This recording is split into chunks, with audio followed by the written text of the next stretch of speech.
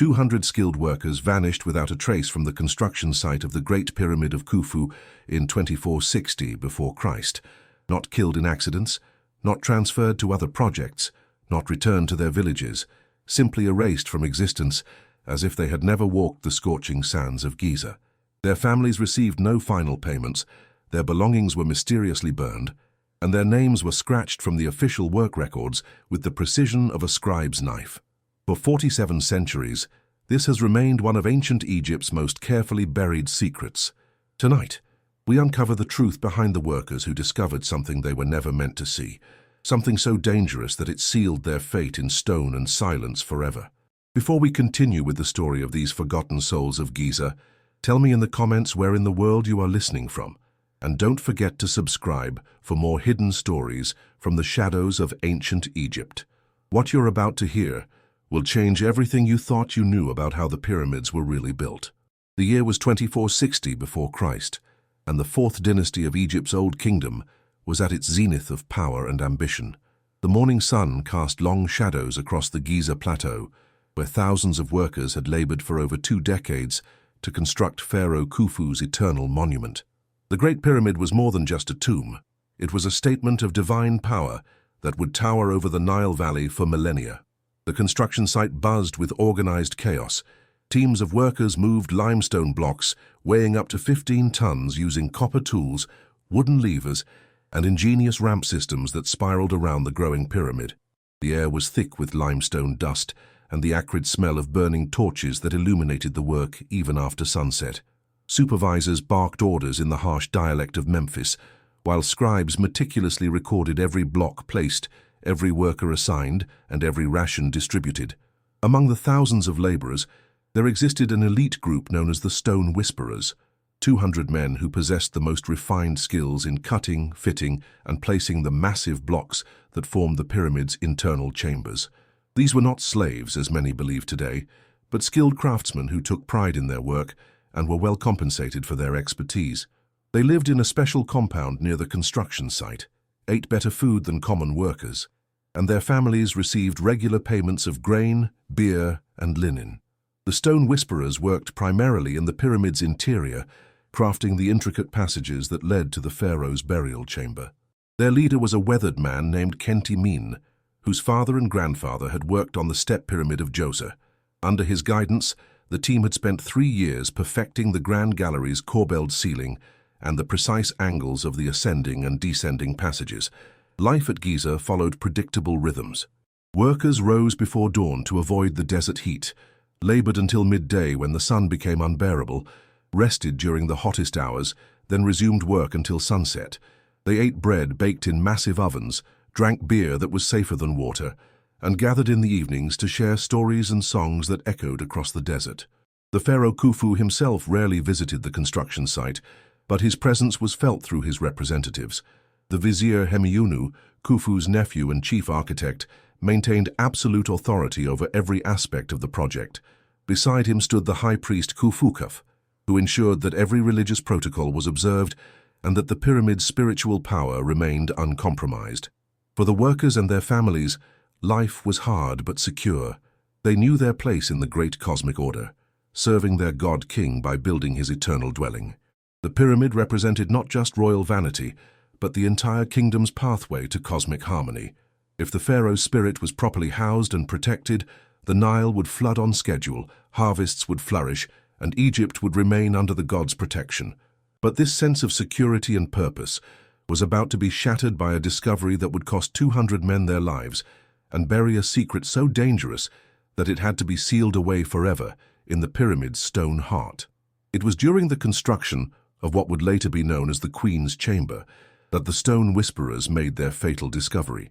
Khenti-Min and his team had been working on aligning the chamber's ventilation shafts when their measurements revealed something impossible. There was a hollow space behind the chamber's eastern wall that appeared on none of their architectural papyri. The discovery happened on a sweltering afternoon in the 4th month of the flood season. Young Seneb, barely 20 years old and eager to prove himself among the master craftsmen, was using a copper probe to test the wall's thickness when the tool suddenly plunged forward into empty space. The hollow sound that echoed back made every worker in the chamber freeze. Master Kentimin, Seneb whispered, his voice barely audible above the distant sounds of construction. There is something behind this wall, something that should not be here. Kentimin examined the probe hole carefully. His weathered hands, scarred from decades of stonework, traced the wall's surface with the expertise of a man who could read stone, like others read hieroglyphs. The limestone blocks were perfectly fitted, showing no signs of later addition or repair. This hollow space had been built into the pyramid's original design, but that was impossible. Kentimin had studied every papyrus, every architectural plan, every sacred drawing that governed the pyramid's construction. There was no chamber, no passage, no void supposed to exist in this location. The Queen's chamber was meant to be surrounded by solid stone on all sides, except for its entrance passage. "Fetch my tools," he ordered quietly. "We investigate this properly." Working with careful precision, the stone whisperers began removing blocks from the eastern wall. Each limestone block weighed over a ton, requiring the coordinated effort of multiple men using wooden levers and copper crowbars. As they worked, more workers gathered to watch, drawn by the unusual nature of the activity. By sunset, they had created an opening large enough for a man to crawl through. Kentimin took a torch and squeezed into the gap, followed by his most trusted assistant, an older man named Weni, who had worked on royal tombs since the reign of Khufu's father. What they found inside defied all understanding. The hidden chamber was identical in size and proportions to the Queen's chamber they had just left, but it contained something that should not have existed. Detailed architectural models of the entire Giza complex, but showing structures that had never been built.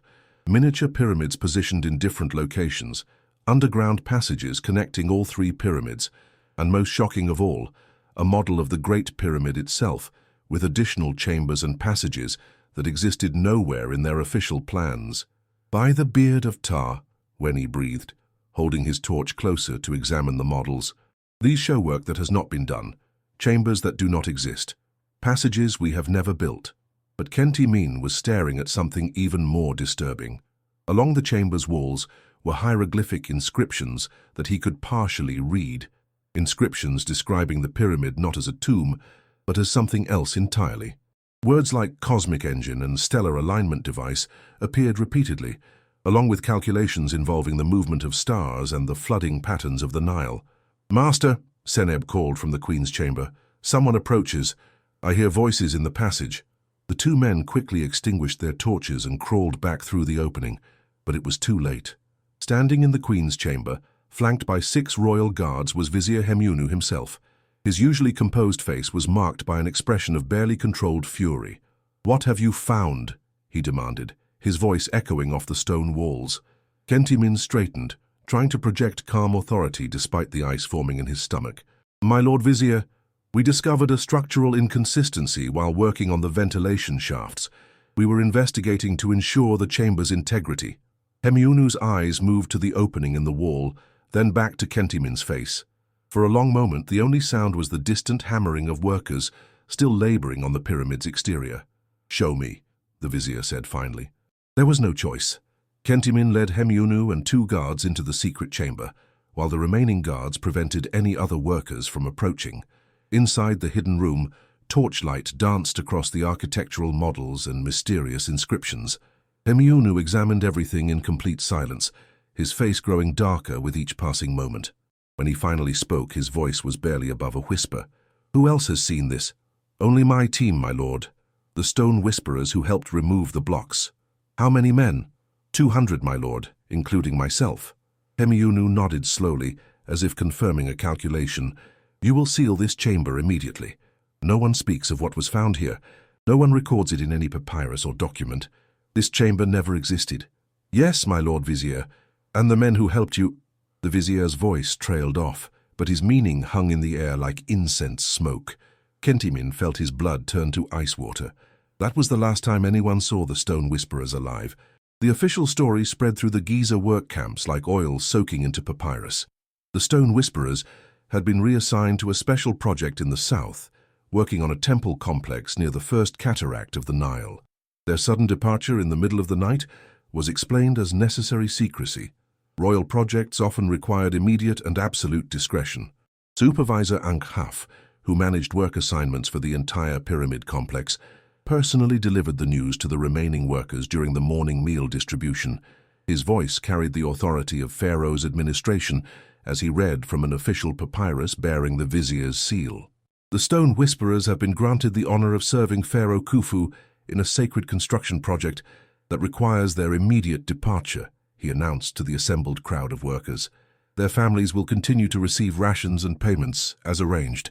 Their quarters will be maintained until their return. But within days, troubling inconsistencies began to emerge like cracks in poorly mixed mortar. Nefaka, wife of master craftsman Kentimin, arrived at the ration distribution point, expecting her usual weekly allowance of grain, beer, and linen. The scribe responsible for family payments looked through his records twice before shaking his head apologetically. There is no record of any continuing payments for the families of transferred workers, he explained, his voice genuinely confused. The instructions I received indicate that all obligations ceased when the men departed for their new assignment. Similar scenes played out at distribution points throughout the workers' village. Wives, children, and elderly parents of the Stone Whisperers were told that their support had been terminated, but no one could explain why the official announcement had promised continued payments. Seneb Tep, the quartermaster responsible for worker belongings, received orders to clear out the Stone Whisperers' quarters immediately after their departure. When families arrived to collect personal items, tools, clothing, small treasures accumulated over years of faithful service, they found only empty rooms and the acrid smell of recent fires. Everything was burned, Senebtep told concerned family members, showing them charred patches in the sand behind the quarters. Orders from the vizier's office. Something about preventing the spread of disease. But there had been no disease outbreak. The Stone Whisperers had been among the healthiest workers on the entire project, better fed and housed than most others. The explanation made no sense to anyone who had known these men. More disturbing still were the nighttime sounds that began echoing from within the pyramid shortly after the workers' departure.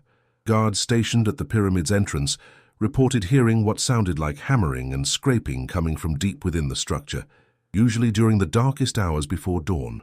"It sounds like work," Guard Captain Tar-Hotep confided to his lieutenant during a quiet moment. "Stonework, the kind of careful, skilled work that takes many men working together, but there should be no one inside the pyramid at night." When guards investigated, following the sound through the pyramid's passages, they found nothing. Empty chambers, silence, and the faint smell of limestone dust that might have been disturbed by their own torches, but the sounds continued night after night, always seeming to come from deeper within the pyramid than they could safely explore in darkness. The workers who remained on the project developed their own theories, whispered during meals and shared in the brief moments when supervisors were not watching. Some believed the Stone Whisperers had discovered treasure and been spirited away to prevent them from claiming a share. Others suspected they had witnessed some religious ceremony that required their isolation until the pyramid's completion. But the darkest theory came from an old mason named Keti, who had worked on royal projects for over 30 years. He had seen how the pharaoh's administration handled inconvenient problems, not with dramatic punishment, but with quiet efficiency that left no traces and no questions. "Men who know too much do not get reassigned," he told a small group of trusted friends as they sat around a cooking fire after sunset. "They disappear completely, and their families suffer to ensure that no one asks the wrong questions." Katie pointed toward the pyramid's dark silhouette against the star-filled sky. "Those sounds at night, that is not work being done. That is work being undone. Evidence being erased, secrets being buried so deep that even tomb robbers will never find them." His words sent chills through the listeners that had nothing to do with the desert's nighttime cold. If Keti was right, the Stone Whisperers had not been transferred to another project. They had been eliminated, and something within the pyramid was being permanently concealed. As weeks turned to months, the official story began to crumble like sun-dried mud. No messages arrived from the supposed project in the south. No payments were made to families. No arrangements were made for the workers' eventual return. The Stone Whisperers had vanished as completely as if they had walked into the desert and been swallowed by sandstorms.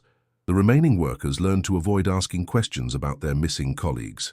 Supervisors became increasingly harsh with anyone who mentioned the departed men. Rations were reduced for workers who seemed too curious about administrative decisions. Fear settled over the Giza complex like a layer of fine sand. invisible but present in every interaction. The Great Pyramid continued rising toward the sky, block by block, but now every worker understood that they were building more than Pharaoh Khufu's tomb. They were constructing a monument to the dangerous power of forbidden knowledge. 3 months after the Stone Whisperer's disappearance, a young priest named Khemwaset arrived at Giza to conduct the ritual blessing of the pyramid's capstone. As a junior member of the priesthood of Ra at Heliopolis, he had been sent to ensure that proper religious protocols were observed during the monument's final construction phase. Khemwaset was scholarly by nature, more interested in ancient texts and astronomical calculations than the political maneuvering that dominated temple life. His assignment to Giza was considered routine, a way for senior priests to keep an ambitious young intellectual occupied while more important matters were handled in the capital. But Khemwaset possessed a quality that made him dangerous to those who preferred secrets to remain buried. Insatiable curiosity, combined with an exceptional ability to read and interpret hieroglyphic texts, including archaic forms that few others could decipher. Within days of his arrival, he began noticing inconsistencies between the official architectural papyri and the actual construction he observed. Passages led to chambers that were not documented. Chambers contained features that appeared on no plans, and most puzzling of all, there seemed to be spaces within the pyramid that were completely inaccessible from any known entrance. His quarters were located near those previously occupied by the Stone Whisperers, and local workers, perhaps sensing his priestly authority or simply grateful for someone who listened without immediately reporting to supervisors, began sharing their concerns about the missing craftsman. They found something, an old stone hauler named Jedefre told him during a chance encounter near the pyramid's base. Something they were not supposed to find, and now they are gone, and their families starve while officials pretend they never existed. Khemwaset's priestly training had taught him to recognize when religious and political authority intersected in ways that served power rather than truth. He began his own quiet investigation, using his status to access records and areas normally restricted to workers. The breakthrough came when he discovered a cache of original architectural papyri that had been stored in a sealed jar and forgotten in a storage chamber near the pyramid's base.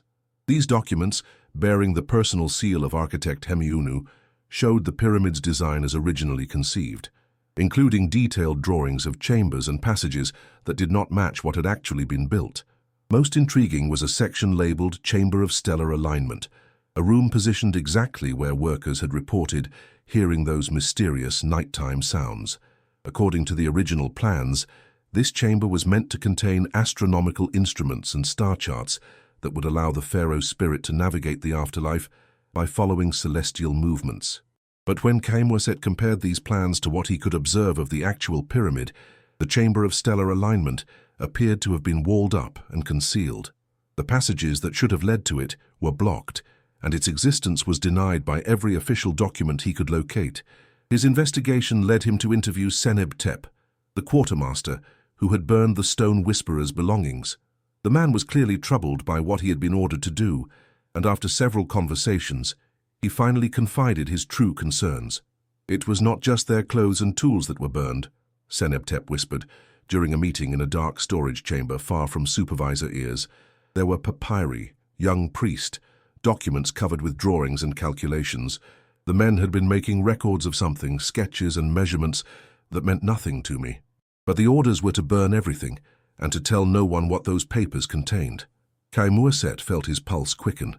What kind of drawings? Chambers, passages, strange symbols that looked like star maps, and numbers, endless columns of numbers that seemed to calculate distances and angles, the kind of work that priests do when they align temples with celestial movements. The pieces began forming a disturbing picture. The Stone Whisperers had discovered something that contradicted the pyramid's official purpose, evidence that the structure was designed for functions beyond housing the pharaoh's tomb. Their documentation of this discovery had made them dangerous to powerful interests who preferred certain truths to remain hidden. But Khemwaset's most significant discovery came from an unexpected source. While reviewing supply records to understand the project's resource requirements, he noticed an anomaly in the stone delivery logs from the Tura limestone quarries. According to transport records, significantly more blocks had been delivered to Giza than could be accounted for by the pyramid's visible construction. Thousands of tons of precisely cut limestone had simply vanished from the official inventory. Either the record-keeping was catastrophically incompetent, which seemed unlikely given the meticulous nature of all other project documentation, or massive quantities of stone had been used for construction work that was not officially acknowledged. Following this lead, Khemouset began mapping the pyramid's actual passages against the original architectural plans. Using his priestly authority to access areas normally restricted to workers, he discovered that the pyramid contained significantly more internal volume than anyone outside the highest levels of administration seemed to realize. The most damning evidence came when he located what appeared to be the sealed entrance to the mysterious chamber of stellar alignment. Hidden behind a false wall in an area workers called the void space, near the Queen's chamber, he found stones that had been fitted and mortared with suspicious haste. Rough work that contrasted sharply with the precision craftsmanship evident throughout the rest of the structure. But as he prepared to investigate further, Khemouset began experiencing the same subtle pressures that had preceded the Stone Whisperer's disappearance. His requests for certain documents were delayed or denied. His questions about construction details were deflected by officials who had previously been helpful. Most ominously, he began receiving visits from members of Vizier Hemiunu's personal staff, who expressed concern about his excessive interest in administrative details. The message was clear. His investigation was being monitored, and his continued curiosity was becoming problematic for people with the power to make problems disappear. Late one night, as Khemouset sat in his quarters reviewing his findings by oil lamplight, he heard the sounds that had been reported by so many others, the rhythmic hammering and scraping that seemed to come from deep within the pyramid. But this time, he was close enough to determine that the sounds came from the direction of the sealed chamber he had discovered. Someone was working inside that hidden space, in the depths of night when no authorized construction was scheduled. Someone was either building something in secret, or more likely, based on everything else he had learned, destroying evidence that could never be allowed to see daylight. As he listened to those haunting sounds echoing through the stone walls, Khemouset realized that he had stumbled into something far more dangerous than architectural irregularities. He had uncovered a conspiracy that reached the highest levels of Pharaoh's administration, and like the stone whisperers before him, his knowledge was becoming a death sentence. The warning came at dawn, delivered by a nervous temple messenger who had ridden through the night from Heliopolis. Khemouset's superior, High Priest Jedi, had sent an urgent recall order requiring his immediate return to the temple complex. The message was brief but unmistakable in its implications. Your research at Giza is complete. A return at once for reassignment to duties more appropriate to your experience level. But Khemouset recognized the true meaning. His investigation had been reported to temple authorities, who were now acting to remove him before he uncovered more dangerous truths. The same pattern that had preceded the Stone Whisperer's disappearance was being repeated with administrative efficiency. He had perhaps hours before escort guards arrived to ensure his compliance with the recall order. Time enough for one final investigation that might provide the evidence needed to expose what had happened to the missing workers. Moving through the pre-dawn darkness, Khemouset made his way to the pyramid's entrance using routes he had carefully mapped during weeks of observation. The structure's interior was pitch black, except for the faint oil lamps maintained by night guards, and he had to rely on his detailed mental map of the passages to navigate toward the sealed chamber he had discovered. The work sounds he had heard nightly were silent now, but as he approached the hidden area behind the Queen's chamber, he detected something that made his blood freeze. Fresh lime mortar dust in the air, and the unmistakable smell of recently extinguished torches. Someone had been working here very recently, possibly within the last hour. Using a small copper chisel he had brought for exactly this purpose, Khemouset began carefully removing mortar from the hastily built wall that concealed the chamber entrance. The work was slow and dangerous. Any noise might attract the attention of guards, but after what felt like hours, he had created an opening large enough to squeeze through. What he found inside shattered his understanding of what had happened to the Stone Whisperers and revealed the true scope of the conspiracy he had stumbled into. The chamber of stellar alignment was not empty. It contained the carefully arranged remains of 200 men, positioned in precise rows, as if they were workers who had simply laid down to rest. Each body had been mummified with techniques that preserved them perfectly, but there were details that revealed the horrible truth of their deaths. The mummification had been performed while the men were still alive. The expressions on the preserved faces showed not the peaceful repose of natural death, but the wide-eyed terror of men who had been conscious as the natron salts and resins were applied to their living bodies. Their hands were positioned as if they had been bound, and many still clutched fragments of limestone and copper tools, the implements they had been holding when they were overpowered. But the most disturbing discovery was what surrounded the preserved bodies. Thousands of papyri covered with detailed architectural drawings, astronomical calculations, and hieroglyphic texts that documented the pyramid's true purpose. The stone whisperers had not just stumbled upon a secret chamber. They had uncovered evidence that the Great Pyramid was designed as a massive astronomical instrument, a device for calculating and predicting celestial events with precision that would not be matched again for thousands of years. The papyri showed that Pharaoh Khufu had commissioned the pyramid not primarily as a tomb, but as a temple complex for manipulating cosmic forces that the ancient Egyptians believed controlled everything from the Nile's flooding to the kingdom's prosperity. The burial chamber was secondary to chambers designed for stellar observation, chambers that could focus and amplify the spiritual power of celestial alignments. This knowledge was so valuable and so potentially destabilizing to the kingdom's religious and political order that it had to be protected at any cost. The stone whisperers had been eliminated not because they had discovered forbidden architectural secrets, but because they had learned that Egypt's divine pharaoh was using technologies and knowledge that existed outside the approved religious framework.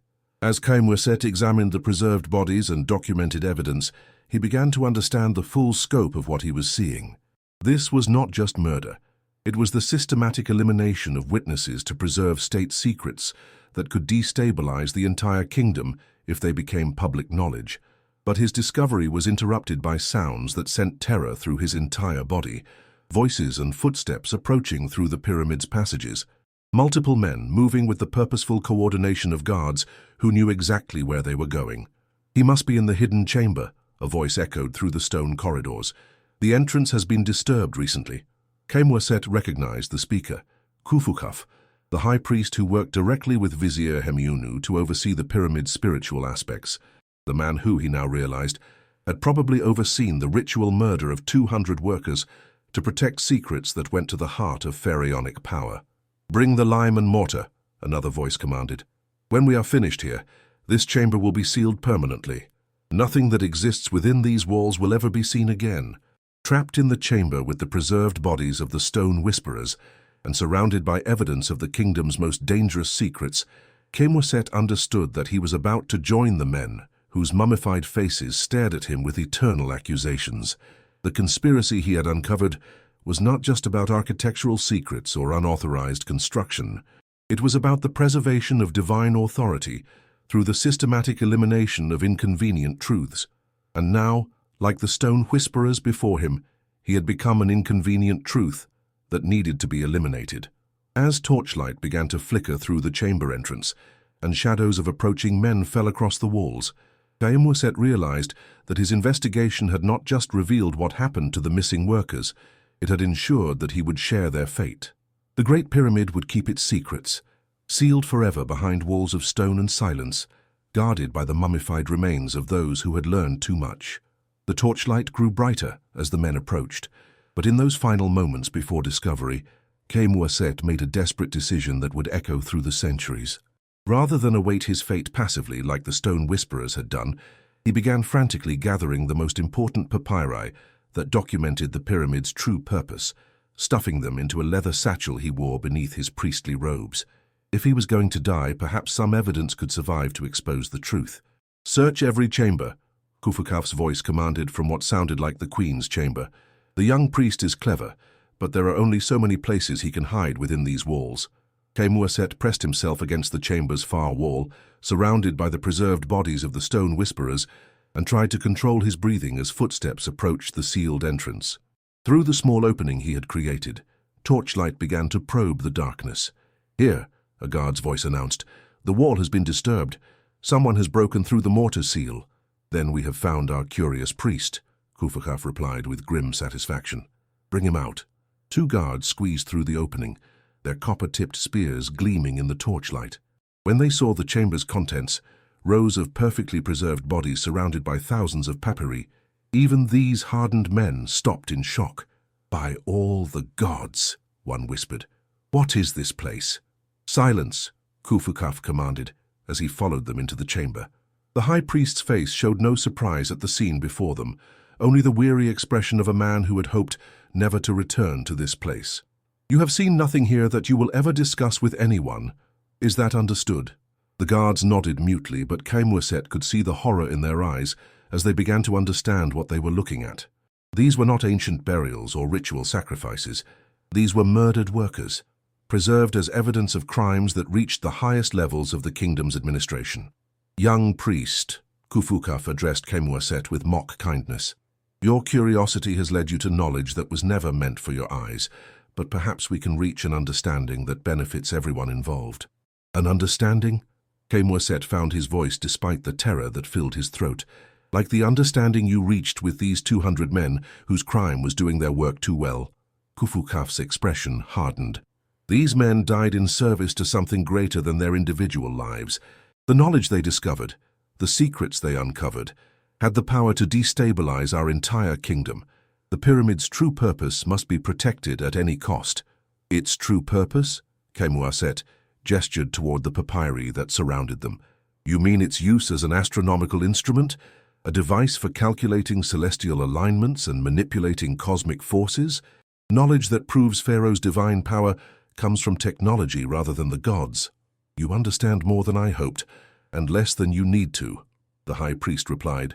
"Yes, the pyramid serves purposes beyond housing Pharaoh Khufu's earthly remains.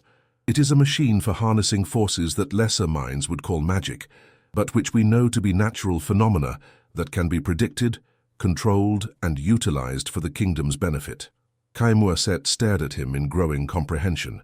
The flooding of the Nile, the timing of harvests, the kingdom's military victories, they are not gifts from the gods, but results of calculations performed within these chambers.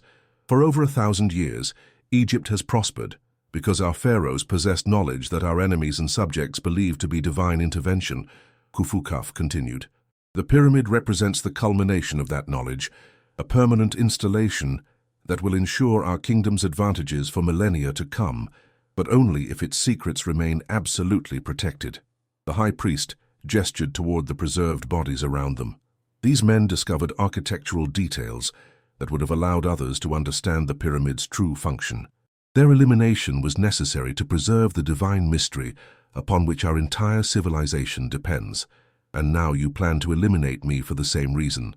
That depends entirely on your wisdom, young priest. You have a choice that these workers did not receive, the opportunity to join us rather than oppose us. Your knowledge of ancient texts and astronomical calculations could be invaluable to our work. You could help us unlock even greater secrets from the pyramid's design. Khemwaset looked around the chamber at the faces of the murdered workers, their expressions frozen in eternal terror and accusation. He thought of their families, still waiting for rations that would never come, still hoping for the return of men who had been turned into monuments to the power of forbidden knowledge. What assurance do I have that cooperation will protect me any better than it protected them? None, Khufu admitted with brutal honesty. But cooperation offers the possibility of survival, while resistance guarantees the same fate they received. The choice is yours, but it must be made now. Behind the high priest, more men were entering the chamber. Not just guards, but workers carrying tools and materials for construction. They had come prepared to seal the chamber permanently, regardless of Khemwaset's decision. In that moment of terrible clarity, Khemwaset understood that the conspiracy was even larger than he had imagined. This was not just about eliminating inconvenient witnesses. It was about the systematic control of knowledge that could challenge the foundations of Egyptian civilization. The pyramid was both the ultimate expression of that knowledge and its most carefully guarded secret. But as he looked at the determined faces surrounding him, Khemwaset realized that his investigation had revealed something the conspirators had not anticipated. The truth about the stone whisperers was not the only secret hidden within the pyramid's walls. There were other chambers, other discoveries, other groups of workers who had learned too much and been eliminated to protect the kingdom's most dangerous truths. The Great Pyramid was not just Pharaoh Khufu's tomb or even a sophisticated astronomical instrument. It was a monument to the systematic murder of anyone who threatened to expose how power really operated in ancient Egypt, built from blocks of limestone and sealed with the blood of those who had learned too much. As the workers began mixing fresh mortar to seal the chamber forever, Khemouaset clutched the stolen papyri beneath his robes and made his final choice. But whether he chose cooperation or resistance, the outcome would be the same. The pyramid would keep its secrets, and the stone whisperers would have company in their eternal silence. The chamber was sealed at dawn on the 7th day after Khemouaset's discovery, but not before the young priest made a decision that would haunt the pyramid's builders for generations to come, and ensure that some trace of the truth would survive even if he did not. As the workers mixed lime mortar to permanently close the entrance and erase all evidence of what lay within, he managed to conceal several crucial papyri in a small niche behind one of the preserved bodies, evidence that would wait nearly 5,000 years to be discovered by archaeologists who would struggle to understand its implications. The official records that were compiled and stored in the administrative archives show that the young priest Khemouaset completed his assignment at Giza with exemplary dedication and returned to Heliopolis, where he served faithfully in the Temple of Ra until his natural death many years later. His detailed reports praised the pyramid's construction and confirmed that all religious protocols had been properly observed according to the ancient traditions. No mention was ever made in any official document of missing workers, sealed chambers, or irregularities in the construction process. But the truth, as Khemouaset discovered during his final days at Giza, was far different and far more terrifying than any official record would ever acknowledge. He had been given the same choice that had been offered to no others before him: join the conspiracy as a willing participant, or join the dead as another victim. His cooperation had bought him life, but at a price that haunted every remaining day of his existence. The choice had been presented to him by Vizier Hemiunu himself during a private meeting in the administrative complex, held in a windowless room where no guards or scribes could overhear what was discussed. The vizier's offer was simple and brutally clear: become one of the keepers of the pyramid's darkest secrets, spend the remainder of his life ensuring that the knowledge contained within those sealed chambers would never threaten the stability of pharaonic power, and in return, he would be allowed to live and continue his priestly duties. The alternative, though never explicitly stated, was evident from the preserved bodies he had seen in the hidden chamber. Khemouaset accepted the offer not from cowardice, but from a desperate hope that someday, somehow, the truth about the stone whisperers might be revealed and justice might be served for their murders. His cooperation bought him decades of life, but every day was shadowed by the knowledge of what he had witnessed and what he had agreed to help conceal. He became one of a small group of individuals who possessed complete knowledge of the pyramid's true functions and the systematic elimination of witnesses who had learned too much. His duties included periodic returns to Giza to inspect the sealed chambers and ensure that no evidence of their contents ever emerged to threaten the carefully maintained fiction of the pyramid's singular purpose as Pharaoh Khufu's tomb. The families of the stone whisperers gradually dispersed across Egypt as their economic support disappeared, and their questions about their missing relatives were discouraged with increasing violence from local administrators. Some moved to other regions of the kingdom, carrying with them whispered stories of husbands, fathers, and sons who had vanished for learning too much about the work they had devoted their lives to perfecting. Others simply accepted the official explanations, choosing the psychological comfort of belief over the dangerous uncertainty of continued questioning, and tried to rebuild their lives around the hollow spaces left by their missing loved ones. The Great Pyramid was completed 3 years later, rising 281 feet above the Giza Plateau, as a testament to Pharaoh Khufu's divine power and Egypt's unmatched architectural mastery. Visitors from across the ancient world, Mesopotamian merchants, Nubian diplomats, Canaanite craftsmen, marveled at its precision and scale, never suspecting that its foundation had been built upon systematic murder, and its chambers contained far more than royal treasure and burial goods. But the sounds that had haunted the construction site during the workers' final days continued long after the pyramid's completion. Night guards stationed at the monument's entrance reported hearing what sounded like hammering and scraping coming from deep within the structure for decades, after all official construction had ended. The sounds always occurred during the darkest hours before dawn, when the desert was silent except for the distant calls of jackals and the whisper of wind across sand. Some guards claimed the noises were caused by the pyramid's massive stones, settling and adjusting as they dried and aged under the desert sun and the weight of millions of tons of limestone. Others, particularly those who had worked on the construction and remembered the missing stone whisperers, whispered that the murdered men were trying to break free from their stone prison, attempting to complete the work they had died for learning too much about. The conspiracy's success was absolute in every measurable way. No evidence of the missing workers survived in any official document that would be preserved for future generations. No investigation was ever conducted by royal authorities, and no justice was ever sought for their murders by families who lacked the power to demand accountability from Pharaoh's administration. The knowledge they had died protecting remained safely buried beneath tons of limestone and layers of official silence that would endure for millennia. Ever sought for their murders, the knowledge they died protecting remained safely buried beneath tons of limestone and layers of official silence. Yet their sacrifice was not entirely in vain.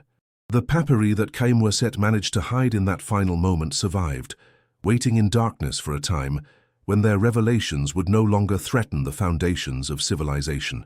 And in the intervening millennia, as Egypt's power faded and its secrets lost their dangerous potency, archaeologists would eventually discover evidence that supported the workers' families' darkest suspicions. Modern excavations have revealed that the Great Pyramid contains chambers and passages that appear on no ancient architectural plans. Advanced imaging techniques have detected voids and spaces within the structure that suggest construction work far beyond what was officially acknowledged. Most significantly, analysis of workers' remains found near the pyramid shows evidence of deaths that occurred under circumstances that official records do not explain. The stone whisperers of Giza joined the countless other victims of power who discovered that knowledge can be more dangerous than ignorance, and that some secrets are considered too valuable to allow witnesses to survive. Their story reminds us that even humanity's greatest achievements can be built upon foundations of systematic violence, and that the line between civilization and barbarism is often thinner than the mortar between stones. In the end, the Great Pyramid stands as both a monument to human ingenuity and a tomb for those who paid the ultimate price for learning truths that others preferred to keep buried. The workers who never returned from Giza became part of the very structure they helped build, their silence as permanent as the stone blocks they had spent their lives shaping and positioning. And somewhere within those ancient walls, sealed behind limestone and mortar, 200 preserved faces continue to stare into eternal darkness, bearing witness to crimes that will never be prosecuted and secrets that will never be fully revealed. Their story serves as a reminder that in the shadow of every great monument lie the untold stories of those who sacrificed everything, willingly or unwillingly, to make its construction possible. What other secrets do you think lie buried beneath the sands of ancient Egypt? Share your thoughts in the comments below, and if you found this story as haunting as I did, please subscribe for more hidden truths from the ancient world. The past holds many more stories of forgotten people whose discoveries cost them everything, and whose silence has preserved mysteries that continue to challenge our understanding of how civilizations really operated behind their official facades.